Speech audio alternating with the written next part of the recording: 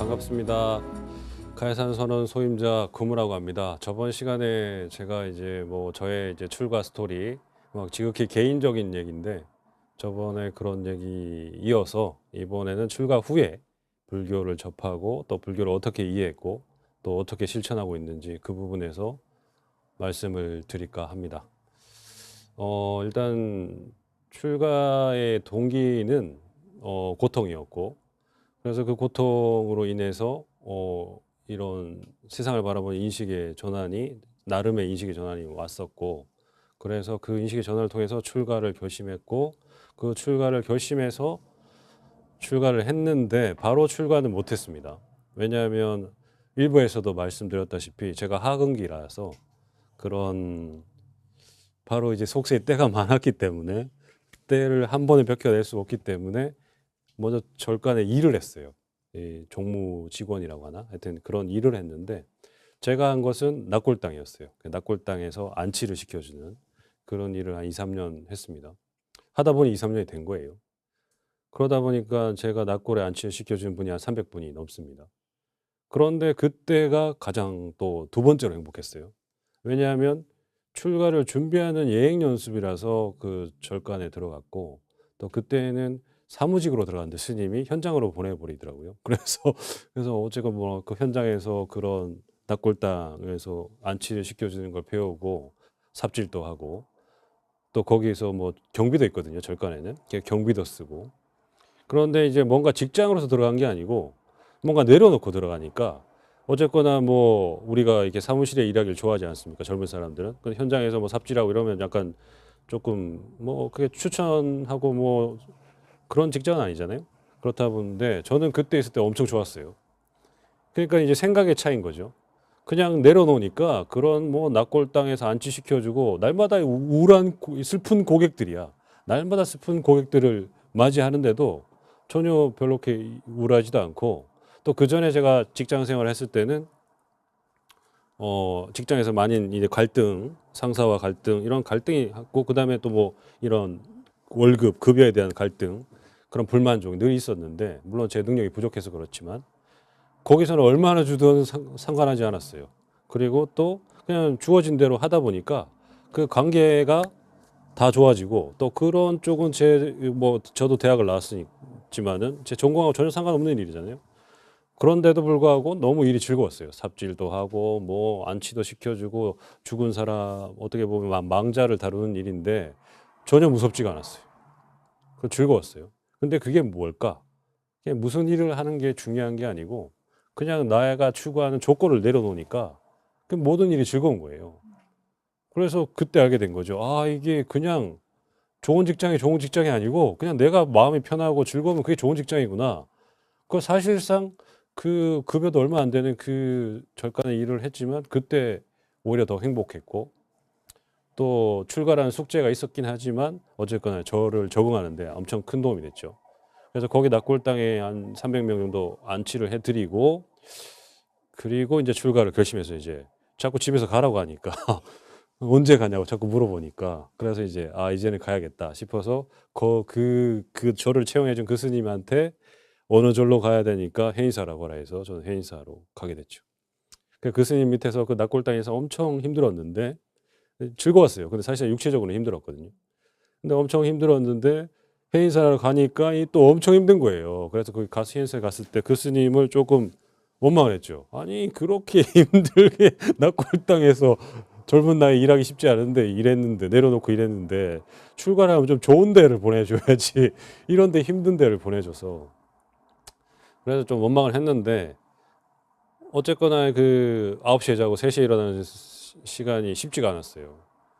너무 힘들었고 날마다 뛰쳐나오고 싶은 생각이 수백 번 했습니다. 사실상. 자, 아까도 일부에서도 말씀드렸다시피 저는 하근기이기 때문에 상근기가 아닙니다. 그런데 희한하게 저보다 더 상근기인 출가자들이 뭔가에 부딪혀서 나가는 거예요. 근데 제가 부딪혀서 나갈 때쯤이면 뭔가 이렇게 일이 풀려요. 그래서 그게 저의 인연인지는 모르겠지만, 그런 시절 인연인지는 모르겠지만 나도 튕겨 나가야 되는데 희한하게 그게 무마가 된다든지, 내 차례가 됐는데 없어진다든지, 아니면 바빠진다든지, 희한하게 그런 고비를 내 의지로 넘는 게 아니고 그 상황이 넘게 해주더라고요. 그래서 이게 뭔가 내가 여기가 맞는가 이런 생각도 들었지만 어쨌거나 그런 환경적인 혜택을 받았지만 그래도 나오고 싶었습니다. 왜냐하면 9시에 자고 3시에 일어나는 게 쉽지가 않았어요. 그리고 뭐 반야신경도 외워야 되고 이산 해연선사 발언문도 외워야 되고 목탁 치는 것도 외워야 되고 하여튼 모든 걸 다 외워야 되고 그다음에 공양가래 행자로서 일할 때 뭐 채공도 봐야 되고 그다음에 뭐 공양주도 해야 되고 갱두장 부전장이라고 하는데 국 끓이는 거 이 크다란 이제 소스에 국 끓이는 거 그런 것도 해야 되고 또 그 다음에는 행자반장도 해야 되고 행자들 관리하고 출가하는 행자를 스님이 받아들일 것 같지만 큰 절에는 스님이 받지 않아요. 행자반장이 받아요. 그래서 행자반장이 아직 뭐가 된다고 왜 출가했어요? 이렇게 물어봐요. 그럼 어이가 없죠. 근데 처음 출가한 사람은 몰라요. 이 사람이 행자인지. 그렇다 보니까 뭐 일대사를 해결해서 출가하러 왔습니다. 그러면 뭐 삼천배 하세요. 그런데 그 다 행자반장이에요. 출가한 지 1년도 안 된 사람들이 출가한 사람들을 이끌어가는 거죠. 그러니까 거기서 얼마나 부딪히겠어요. 그래서 정말 순수한 마음으로 출가를 했는데 그 행자반장 때문에 튕겨나간 사람도 많아요. 그래서 그런 것도 많이 봤고 그런데 요즘 추세는 이제 조금 이렇게 우울증 환자들이 출가하면 낫는 줄 알고 출가를 많이 하거든요, 또. 근데 출가해서 낫지 않습니다. 아까도 말씀드렸다시피 제가 일부에서 그런 천도제와 의식에 있어서 왜 얘기를 했냐면 그런 의식이 약한 상태, 아니 완전히 이 의식에 갇힌 상태에서는 그런 환경에 바꾸면 힘들어요. 그래서 그런 것은 그 힘든 상태에서를 불교에서는 이렇게 뭐 등급을 매기면 안 되지만 이해하기 쉽게 이제 하근기라고 하는데 하근기는 이렇게 연민과 이런 따뜻함으로 이해를 시켜주고 감싸줘야 돼요. 그래서 기본적인 근기가 체력이 됐을 때 그런 생활이 가능한 거지. 자체적으로 약한데 뭐 하드하게 막 이렇게 훈련시킨다고 출가시켜가지고 하면은 오히려 단기간은 괜찮아요. 왜? 새로운 환경에 적응을 해야 되니까 자기가 앓던 그 우울증이라든지 우울감이라는 걸 잊어버려요. 근데 이 환경에 3개월 이상 지나면 적응해 버리잖아요. 우울감이 다시 밀려와요. 이 환경에 어느 정도 적응하면. 그렇기 때문에 출가가 우선이 아니고 제가 일부에서 왜 그 조상의 족보에 있는 조상을 다 천도시켰다는 게 그 조상의 조상들이 다 어느 하늘나라에 천도됐다는 그런 의미보다 이 하근기의 의식이 나의 의식에 갇혀 있기 때문에 그 의식을 의식으로서 행해지는 의식으로서 의식의 전환이 오거든요. 그래서 나를 위해서 뭔가 의식을 하고 있네. 또 그 스님들이 나를 위해서 뭔가 해주고 있네. 그 스님들이 신뢰가는 스님들이 나를 위해서 뭔가 해주고 있네. 거기에 대한 믿음이 생기기 때문에 나의 갇힌 의식이 조금씩 바뀌기 시작하는 거예요. 나는 환자다, 뭐 나는 공황장애다라는 의식이 이제 건강한 의식으로 바뀌기 시작하는 거죠. 위로받는 거예요. 그렇게 위해서 천도를 한 거지.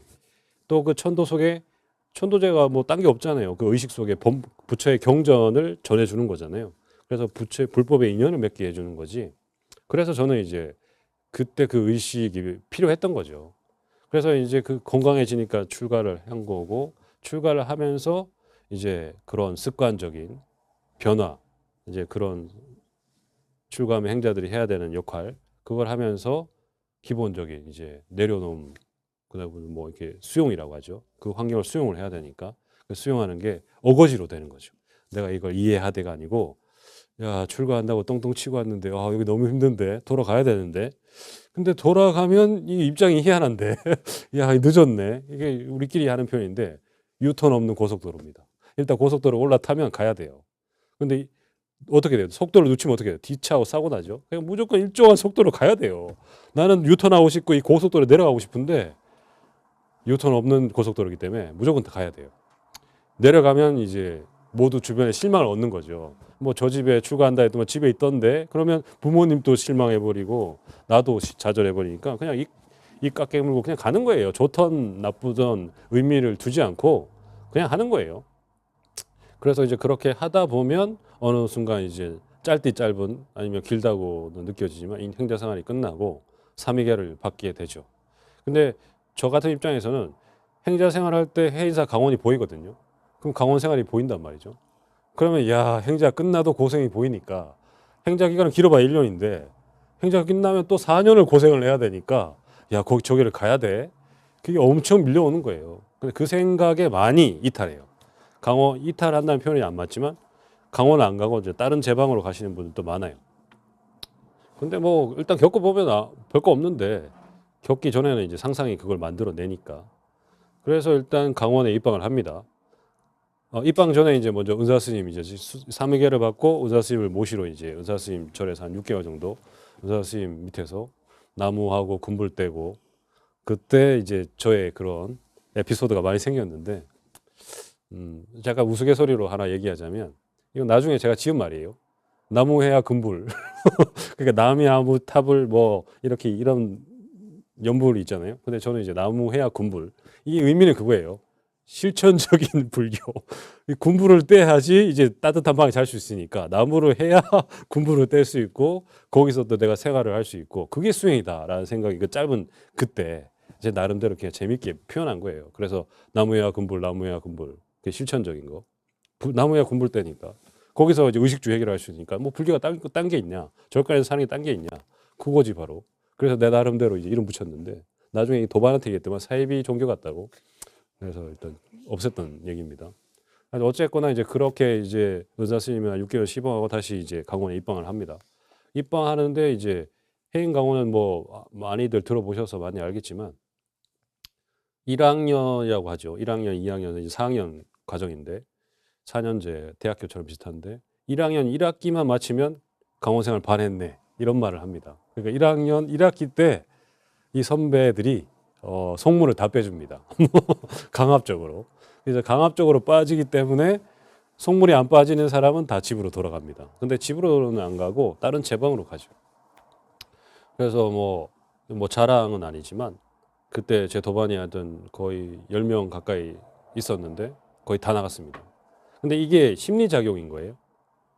와, 여기 못 버티겠다. 아니면, 여기 나랑 안 맞다. 여기 뭐 그냥 괴롭히네. 뭐 이런 생각. 야, 나도 인격이 있는데 인격 무시당했네. 이런 별의별 생각이 다 들어요. 처음에는. 그 입방하면 습의를 하는데, 왜냐하면 그 어느 제방이든 그 제방을 생활하려면 거기에 맞는 습관과 습의가 있어요. 그 습의를 먼저 주입시켜 주는 거죠. 여기는 화장실이고 화장실은 언제까지 이용해야 되고 여기가 수학장이고 수학장은 1학년 여기 이용해야 되고 공양가는 여기도 1학년 어디서 밥 먹어야 되고 이런 모든 습의 이거를 습의시켜주는 과정이 있는데 그게 이제 그 과정에서 많이 이탈해요. 왜냐하면 이제 힘들기도 하고 쉽지도 않고 그래서 그 1학년 때 주는 이제 생활 습의 습첩 같은 거 보면은 정말 빡빡해요. 1분 1초도 자기 시간이 없어요. 정말 이렇게 뭐 10분 뒤에 무슨 일이 있어야 되고 또 10분 뒤에 뭘 해야 되고 엄청 많아요. 거기에 질려버리는 사람도 있고 힘들어하는 사람도 있고 또 이제 대인관계 그런 부분에서 문제가 되는데 그때는 다 자기 생각이 맞다고 나가요 사람들이. 저도 뭐 그분들보다 뛰어나서 있었던 건 아니에요. 저도 뭐 나가야지 하다가 뭐 그러게 하루 이틀 지난 거지 정말 있기 힘들어요. 저같이 이제 처음부터 그런 생활을 했으면 모르겠지만 밖에서 사회생활을 많이 한 사람은 더 힘들어요. 그 밖에 관념과 개념이 더 있기 때문에 그 계속 잣대가 돼요. 이게 맞나? 이게 뭘 바른 거야? 언제까지 이렇게 살아야 돼? 뭐 이런 것들이 계속 나를 괴롭히고 판단하게 되죠. 나가야 된다. 있어야 된다. 날마다 판단하게 돼요. 그렇다 보니까 그 판단을 실천한 사람은 나가게 되는 거고 근데 그 판단하는 사람들이 대부분 오류가 뭐냐면 탓을 해요. 환경 탓, 뭐 또 남 탓, 타인의 탓을 하는데 막상 나가보면 금방 알게 되죠. 그 두 다리를 끄집고 나간 건 나라는 것을. 주변이 뭐 나랑 안 맞아. 여기 나랑 견해가 달라. 하더라도 그 두 다리를 움직인 건 나예요. 그래서 그 일주문을 넘어 나가는 건 나라는 것을 알게 돼요. 저 같은 경우에도 이제 왜 이 얘기를 공감하냐면 저도 나가봤기 때문에 저도 무단 이탈을 했죠. 1학년 때 무단을 했다가 3일 정도 나갔다 왔는데 그때 이제 뭐 저번 이제 어디서도 제가 한번 말씀드린 적이 있는데 복귀에 대한 두려움. 어쨌든 나가니까 후회되는 거예요. 나갈 때는 이야 드디어 자유다 이렇게 했지만 나가니까 이제 그때부터 밀려오는 모든 어떻게 해야 되는지 모르는 집으로 가야 되나 뭐 어떻게 출가를 했는데 어떻게 해야 되지 다른 제방으로 가야 되나 막막할 수밖에 없어요. 그 막막함이 밀려옴으로써 오히려 후회가 돼요. 나오면 야 그냥 안에서 나를 그렇게 괴롭혔지만 거기가 편했구나라는 걸 알게 돼요. 몸은 힘들지만 정신적으로는 뭐 조금 더 덜 피곤하니까 그래서 이제 다시 복귀를 하게 되죠. 복귀를 했는데 그 복귀하는 게 쉽지가 않아요. 그런 말이 있어요. 해인사의 일주문 문턱이 높다. 그 말이 있는데 그 문턱이 엄청 높아요. 실질적 문턱은 이렇게 무릎 밑이지만 심적인 문턱은 저기 막 엄청 높은 3m 이상의 담처럼 보여요. 한번 나오면 다시 못 들어가요. 왜냐면 들어가면 이제 지옥이 되니까. 이제 일주문 무단 이탈을 하게 되면 그에 대한 참회가 있기 때문에. 그래서 저도 이제 거기서 무기한 참여를 했죠. 그래서 뭐 참여할 때 개심죄에 걸렸어요. 왜 개심죄에 걸렸냐면 이제 도반이 지금 군대 가고 없는데 그 도반한테 이 얘기를 했거든요. 잠깐 나갔다 올게. 그 얘기를 했는데 그 도반이 선배한테 얘기한 거예요. 잠깐 나갔다 온대요. 뭐 이렇게 된 거죠. 이게 여기가 뭐 자기가 들락날락거리는 엄청 선배들이 화가 난 거죠. 그래서 들어오기만 해봐라 벼르고 있었는데 제가 복귀하자마자 원래 이제 대적광정이랑 해인사는 대적광정이 있는데 이 대적광전이 뭐냐면 적광이 이제 어떻게 보면 한편으로 중도라는 의미도 있지만 어쨌든 비로자나 빛을 나타내는 고요한 빛 그런 비로자나를 표현하는 대적광전에서 참여를 하는데 저는 개심죄에 걸려가지고 대방 참여를 했어요. 대방 참여는 뭐냐면 이 법당에서 참여를 할 때는 그래도 스님들이 삼시 예불만 올라오잖아요. 나머지 시간은 쉴 수 있어요. 눈치껏 늘 참여를 해야 되지만 눈치껏 이 틈이 있단 말이죠. 근데 대방 참여는 대방에서 생활하기 때문에 늘 어떤 스님이 왔다 갔다 해요. 그래서 쓸 틈이 없어요. 그거를 개심죄에 걸렸기 때문에 딱 이제 그 더 힘들게 참여시키려고 가사장삼수하고 벽을 보고 하루 종일 이제 공양 시간 빼고는 이제 계속 벽만 보고 참여를 해요. 그러면 이제 참여를 하고 있으면 윗반 스님들이 왜 쟤 아직 안 나갔어? 뭐 이런 비난의 말을 일부러 해요. 더 이제 심적으로 압박을 주기 위해서 개심하니까 쟤 왜 받아줬어? 뭐 이런 식으로 아니 나갔으면 그 퇴방 시켜야지 뭐 이런 계속 이제 비난의 소리가 들리는데 한 5일차 이게 얼마나 이 참여하는지 안 가르쳐줘요. 그리고 그때 도반다고 얘기도 못 하고 저는 그냥 혼자 밥 먹고 계속 참여만 해야 돼요. 그러면 이제 자기 생각에 빠져버리죠. 야 이거 계속 해야 돼. 언제까지 이걸 해야 돼? 하루만 해도 이제 질리거든요. 언제까지 이걸 해야 돼? 언제까지 이걸 해야 돼? 아 나가야겠다. 도저히 못하겠다. 그래서 5일차 정도 했을 때 한계가 온 거죠. 그래서 이제 나가려고 결심하는데 그 표정이 드러나요. 그래서 그거를 윗반이 읽어요. 왜냐하면 먼저 경험한 사람이기 때문에 얘 맛이 갔구나 라는 걸 윗반이 귀신같이 알아요.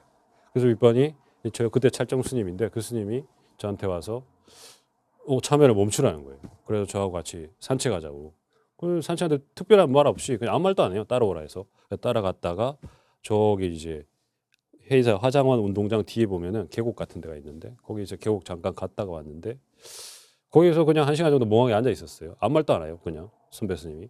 그리고 이제 다시 들어가자고 했는데 그때 제가 나가고 싶은 생각이 없었어요. 잠시 앉아 있었는데 그 고비 한 고비 넘긴 거죠. 감정에. 선배들이 대부분 이렇게 얘기해요. 자기가 힘든 1학년 과정을 지났기 때문에 이제 조언 아닌 조언이 이렇게 해요. 감정에 속지 마라. 그러니까 나가야겠다. 너가 나와 안 맞다. 그 감정에 안 속으면 안 나가는 거예요. 근데 그 감정에 속아버리면 나가는 행동을 실천하는 거죠. 그 감정에 속지 마라. 근데 이 나가서 복귀해서 10일 참여를 했는데 10일 참여하면서 알게 된 거죠. 야 3일 나갔는데 10일 참여하니까 안 나가는 게 훨씬 낫구나. 감정에 속으면 더 손해라는 걸. 원래 그 자기 자리가 좋다는 걸 그때 알게 된 거죠. 그래서 그 참여하고 어쨌거나 강원 생활을 잘 했습니다. 제가 그 저번 시간에 말씀드렸던 이전 대승 불보살에 대한 그런 그 부처의 가피라고 해서 근데 그렇게 불교를 접했다면 이제 강원에 오면 이제 대승적인 거 하고 뭐 서장, 뭐 선적인 서장, 기본적인 거, 뭐 금강경, 하엄경, 뭐 법화경 이런 거 다 배우게 되는데 또 니까야 뭐 초기 불교도 배우게 되는데 대승적인 접근을 해왔기 때문에 뭔가 불교에 대해서 갈피를 못 잡아요. 강원에서는 그걸 이제 갈피를 잡게 해주는데 뭐 이런 초기 불교부터 다 가르쳐 준단 말이죠.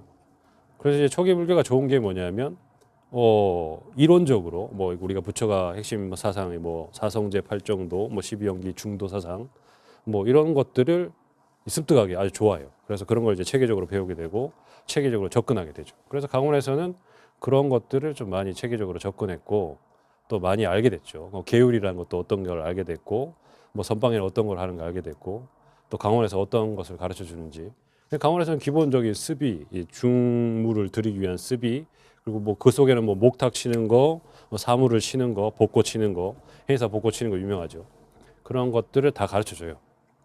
그래서 불교에 대한 이제 그런 전반적인 흐름 이런 걸 이해하게 되고 또 그런 불교적인 이해력이 높이는 데는 초기 불교가 조금 더 와닿았다라는 점이죠. 그 마지막으로 또 말씀을 드리자면 저희 해인사는 하엄종인데 그 의상조사 법성계라고 하죠. 이 의상조사가 그 80권 되는 하엄경을 210자로 줄인 게 법성계입니다.